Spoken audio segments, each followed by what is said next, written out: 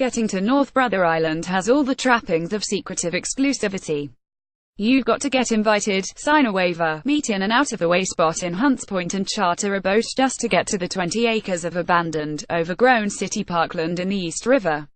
But Councilman Mark Levine believes the city should change that.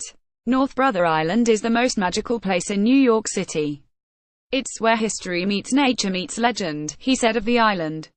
And most New Yorkers will never have a chance to see it unless we can find a way to open it up to the public.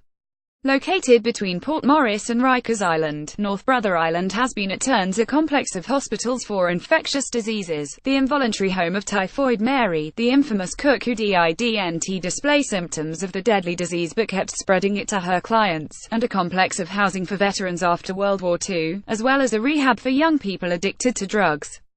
Jefferson Siegel, New York Daily News. But since the 1960s, it's been abandoned, its streets and tennis courts invisible beneath vines, wooden buildings crumbling away, and its massive brick structures doing their best against the elements, which have crept inside them in the form of out-of-place plants and crumbling floors.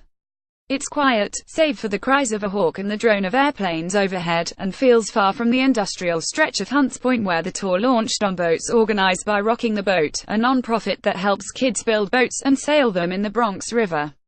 The decay and overgrowth is a fascinating window at what happens when people disappear and nature takes over, but it means the island isn't exactly the kind of place where you can gallivant.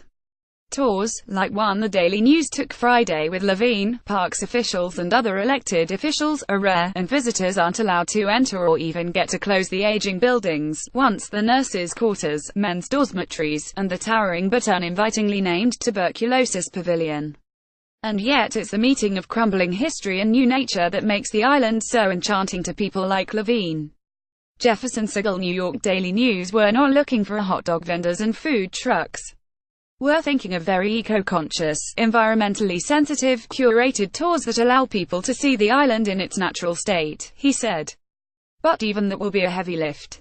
There's no dock. Visitors on Friday debarked boats pulled up against an old gantry crane landing and climbed out, and some of the structures would have to be shored up to prevent people from being hurt by falling bricks.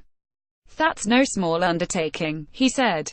But it's an investment that would pay off with what would be a spellbinding experience for most New Yorkers.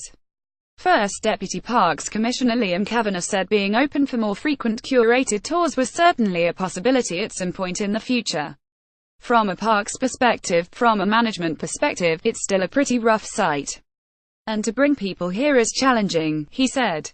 Jefferson Siegel, New York Daily News. It'd just be very difficult to keep people safe while they're enjoying the kind of experience that we did today. And giving them more than that, freedom to roam without minders, would be even more difficult and cost an enormous amount of money. But it's one of those wonderful things to think about, Kavanagh mused.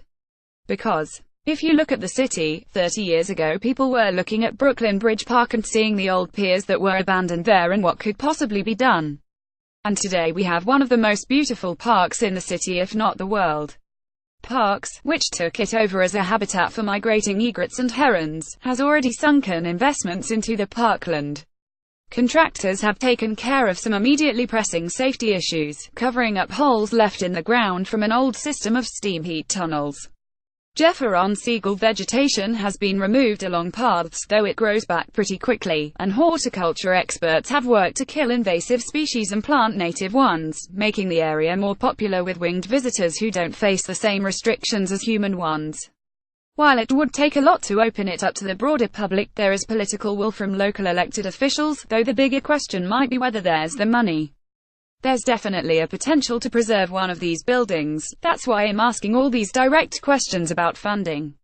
I want to know the cost, Councilman Rafael Salamanca, who represents the uninhabited island, said during his third visit Friday. It's also in the district of Assemblyman Marcos Crespas, chairman of the Bronx Democratic Party, who also came along for the tour.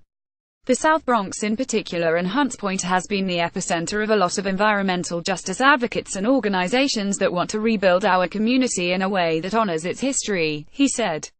And I think this is a continuation of the same vision. Levine has commissioned an extensive study of the options for expanding access to the island, which was recently completed and will be the subject of hearings to come.